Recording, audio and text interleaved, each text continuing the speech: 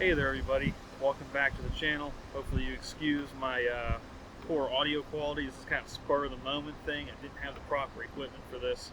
So I just didn't expect, honestly, the Nikon Z9 to be like this good. So I got all my notes right here.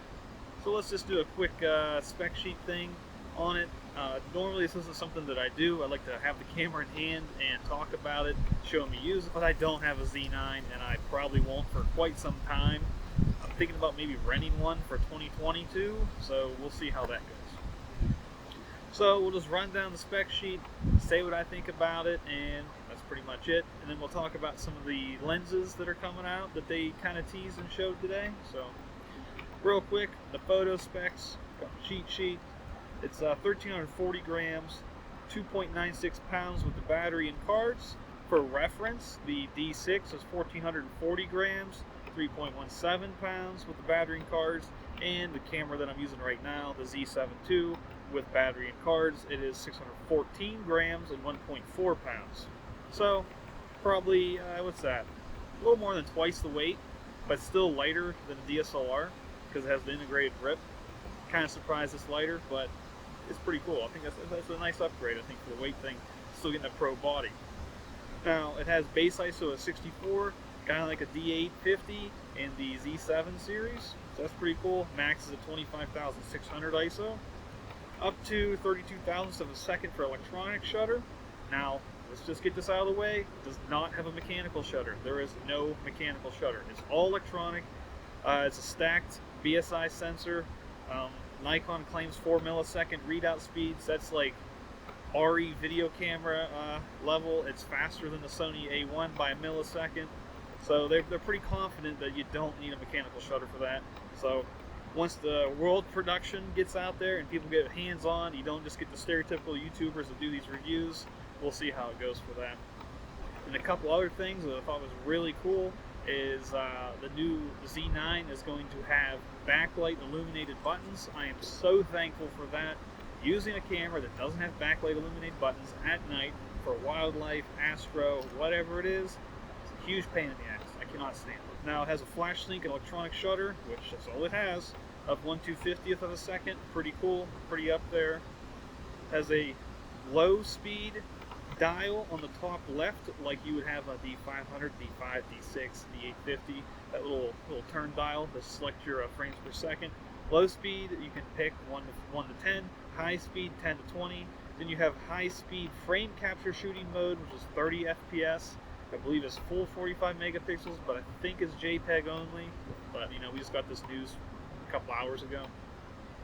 Then you have high speed frame capture shooting at approximately 120 frames per second. They're calling that DX mode, but it's 11 megapixels. But DX mode on a 45 megapixel sensor is about 19, so it's kind of like micro four thirds size. But it's JPEG only. Not sure how long that burst is for that, but it's still pretty cool. Probably useful for photojournalists and sports. All photos are 14-bit. The 16-bit rumor was not true, but they eliminated 12-bit as an option. You can't do 12-bit at all. Now, they do lossless compressed only, as we all have now in most of our Nikon cameras. Files are about 48 megabytes. I'm guesstimating that. That's what mine is. 45 megapixel. The D850 is about 45 to 50 megapixel. Now, uncompressed RAW is not an option anymore, so they're not even allowing that. They're calling it something else. We don't have the RAW file to really judge how this works out. And so we'll see how that goes in the future for the other people to get their hands on the camera and the versions of the RAW files you can download.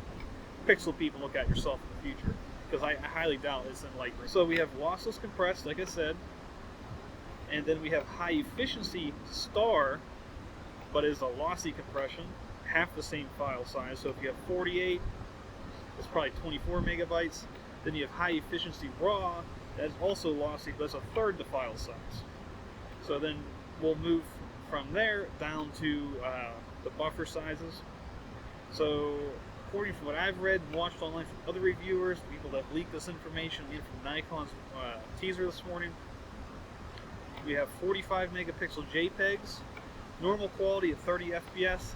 I think that's unlimited. I mean, I would assume it is. Then we have 45 megapixel RAW 14-bit, at 20 frames per second, lossless compressed. I think it was DPR Review TV. They did a thing on it, and they showed about 40 to 45 frames burst before the camera would buffer, but it seemed like it would buffer real quick. So if you do like a 1-2 second burst at 20 FPS at full 14-bit RAW, it would clear really quick. So you kind of have unlimited. You just gotta let the camera have a break for a second. It's not like a D5 or D500, you know, that series of camera where you just hold the shutter button down, you get 200 RAWs. It doesn't work like that. So then we have 45 megapixel RAW, 14-bit, 20 FPS high efficiency star, which is lossy. People are saying about 70 shots in a burst before it has to buffer. Then we have 45 megapixel RAW, 14-bit, 20 FPS high efficiency RAW, which is also lossy, not the star one. This reduces your file size by a third. It says 150 plus-ish shots in a burst, but as I mentioned, we don't have the RAW files, so we don't know how much degradation there is in the file to use those lossy. So we have 3D tracking now in the Z9. It does automatically switches between people's eyes, dogs, cats, with deep learning, head, torso, automatically detects, and now has birds, bicycles, motorcycles, cars, trains, and airplanes, all with detection set to auto, so it automatically switches between whatever it needs and it recognizes the scene. But if you don't want to do that, you can still do the old school way of putting your focus point in something and then just half press the shutter or back button focus, and it will automatically track it around the frame like old school 3D tracking we're all used to from DSLRs. Then you know you have your stereotypical like dynamic autofocus with the cross-shaped box. You do single point, you know, the stereotypical stuff we've had. Pre-production units from people I've seen online talking about it show near 100% AF performance for lock-on and tracking. Supposedly worlds better than any of the previous Nikon Z mirrorless bodies, and Nikon claims to be better than a D6. Not a whole lot of like action-packed hardcore reviews, you know, going through the paces of this. But from what I've seen online, and I have to agree, it looks amazing. So the detection range for the sensor says negative 6.5 EV to plus 19 EV at 100 ISO with an f1.2 lens at 20 degrees Celsius. Not really sure what the 20C has to do with your autofocusing, but that's what the spec says. And it was kind of interesting that they show f1.2 on here and ISO 100. That makes me wonder if there's another camera down the line, because why would you test ISO 100 when you have ISO 64 on the camera as a native beginning? And then they also have those patented, I don't remember the exact focal points, like 30 to 50 and then 50 to 70. They're f.2 zoom lenses they patented a few weeks ago. Maybe that's like a precursor to those actually existing. It has a Speed 7 chip, which allows blackout-free EVF with lag-free viewing, which is way better than my Z7 II we got here. So that's super cool. And the EVF is the same dot EVF as the Z7 and 6 camera bodies, 3.69 million dots. About 1.2 megapixels if you do this weird conversion that they do. I believe it's quad VGA. I'm not entirely sure how much better that is, but from like the Nikon demo they showed, it kind of like gave like an HDR look to it, so we'll see. And then I haven't been able to confirm this, so it may or may not be true, but the EVF says 3,000 nits in brightness. The current Nikon bodies, Z7, Z6, have about 200 to 400 nits, so that's pretty cool. It means you'll be able to wear transition glasses for once. I stopped using transition glasses because I can't see my viewfinder. Even in an optical viewfinder, it was kind of a pain to look through and see what you were doing. So if that's true, that's super cool, so I can go back to having transition lenses down the road whenever this technology trickles down into the lower end bodies. So on the left side, if you're holding the camera, the AF selection switch is back down there like how it was in the Pro DSLR bodies like D5, D6. That's really cool. I appreciate that. Makes it easier without using my menu to pick what you want, or like programming your record button and like cycling through them. It's kind of a pain, but it's a workaround on the Z7 II and whatnot. So for the memory cards, there's double slot CF Express Type B XQD cards. No SD cards, that's great. SD cards would just murder that camera. Like you can't really push data through like you can with a CF Express card. The weather sealing claims Nikon is the highest class of dust, drip, and cold resistance down to negative 10 degrees Celsius or 14 degrees Fahrenheit. I'm sure it works fine down to like negative 30 or 40. There's not even a mechanical shutter. They're worried about grease, so honestly, just shoot like you want with it. They'll probably take it like a champ. Well, it's kind of cool. The camera sensor now has a sensor shield that flies down in front of the sensor when you turn the camera off. So if you change lenses in adverse conditions, you don't get any crud and stuff into the where the sensor is.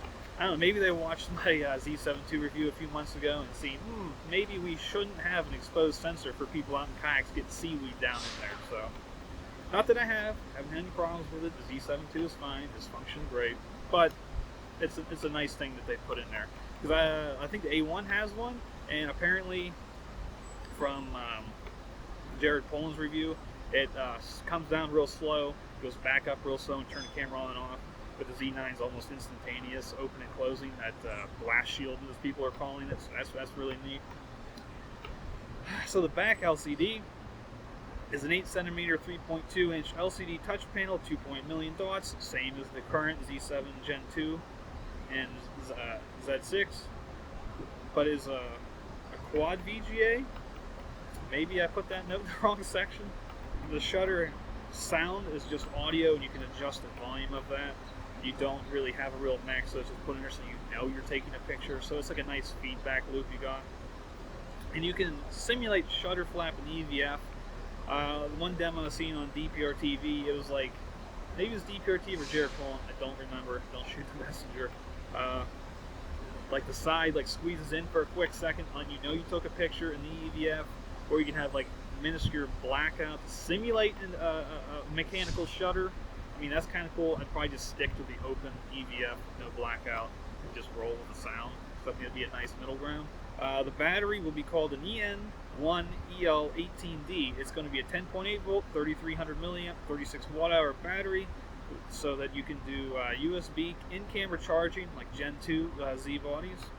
Expect thousands of frames on a battery charge with that camera, or that camera battery. DPR said that they had like 1,500 shots and it didn't even take a tick off the battery little indicator on the top LCD. So I mean, honestly, that's like a huge boon for people to do action sports, air shows for me, or racing. You can easily do 4,000 or 5,000 photos of one of those in a 7 to 10 hour day. So if you got to take one battery, and they are expensive, they're probably $200 or $300 for Nikons. So let's move on to the video specs real quick.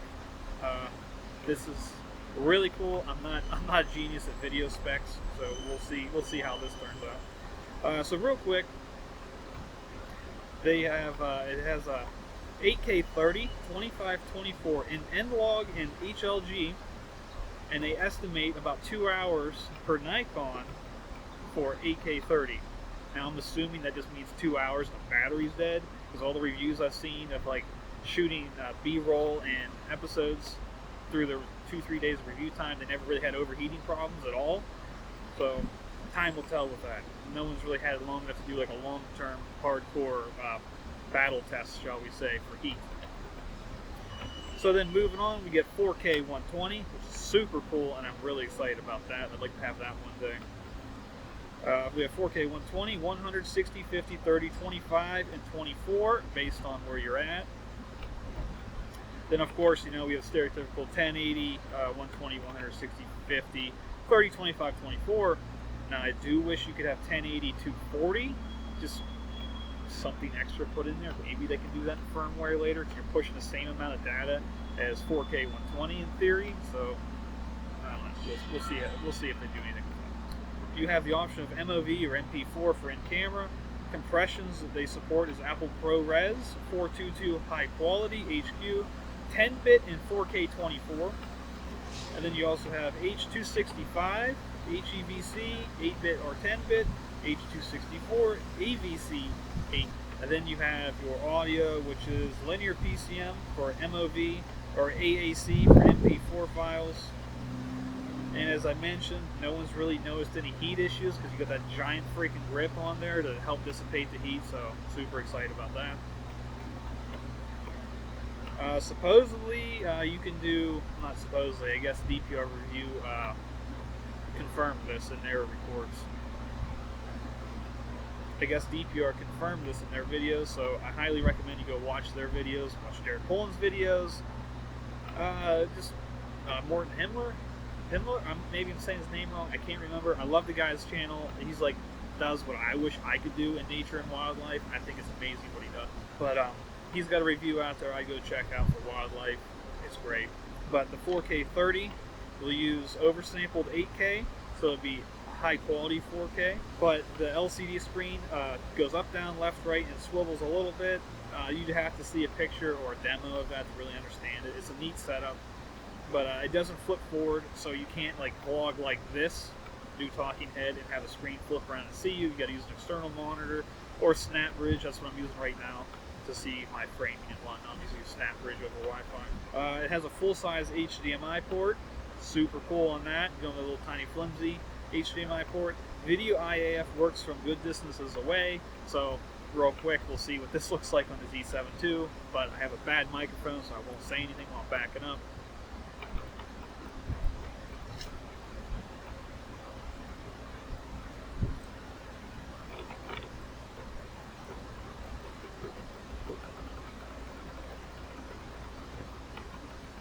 Now the demo for the Z9 that I saw, they're about that far away and it was still locking on with a tiny little box in the person's eye from like 20-30 feet away.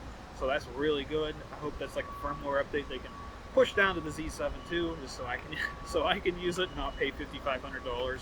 Oh, by the way, the camera's $5,500, not the $6,000, not $6,500. It's cheaper than a DSLR D6. It's cheaper than an A1. So, like, honestly, this camera on paper and from the reviews so far is a screaming deal for what it offers. Minor technicalities, I think with DPR review noticed this. 8K or 4K 30 oversampled has a slower readout around 20 milliseconds, giving slight rolling shutter. 4K 120 reads out at 4 milliseconds, has little to no rolling shutter. So the higher frame rate at 4K or 4K 30 without high quality seems to have the 4-second branded response. IBIS has a sports mode. It works good for fast panning so that you don't get any weird, janky... if you shoot video with an IBIS and you leave it on your handheld and you're not using it to gimbal, you know what I'm talking about. It looks kind of janky and just doesn't look good. It kind of makes your picture all over the place. But supposedly they kind of fixed that so you can do it handheld with the Z9. Time will tell with future tests from other people on that. But I'm excited about this though, because like if it works good for panning, that means I should be able to handhold the Z9 with a S lens and pan with a bird in flight without a tripod, and it should have a lot better stabilization to it than like a Z7 II. So I'm super excited about that. So hopefully one day I get to test that, or at least in aviation. It'd be cool to shoot some aviation handheld video as it goes across the air show. So, and then they have future promises for 2022 for firmware upgrades already that are going to be free, I believe. They have internal 12-bit 8K60 and RAW recording they're going to put in, and also internal ProRes RAW recording that they're promising as well for next year. And if you think about it, I think the camera technically goes on order today, pre-order, and I actually seen it. I don't know if you'll see it, but I've seen it on Amazon. And it says this item will be released on December 31st, 2021. So by the time the camera comes out, hopefully they're putting some firmware out with it. That'd be cool beans. And it seems like everybody's kind of saying that this camera is going to be a huge step up for Nikon. It's shown everybody that they have business to make. They're kind of coming out swinging.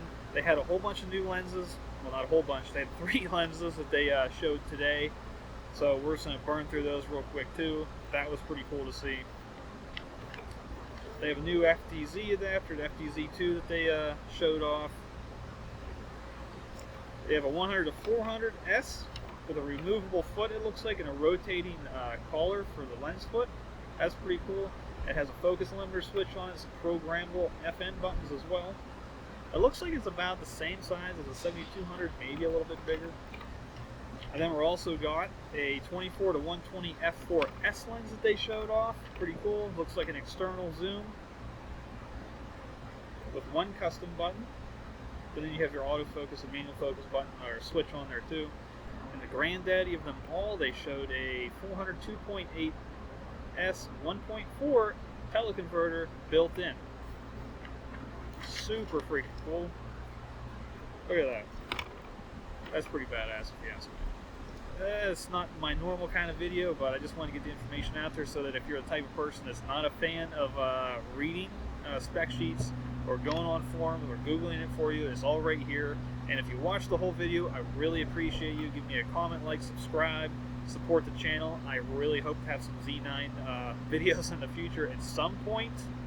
Can't guarantee that though, but I'm going to try my absolute best. Nikon doesn't usually hand out cameras to people that don't have hundreds of thousands of subscribers on YouTube, so I'll probably have to rent one and do my own thing.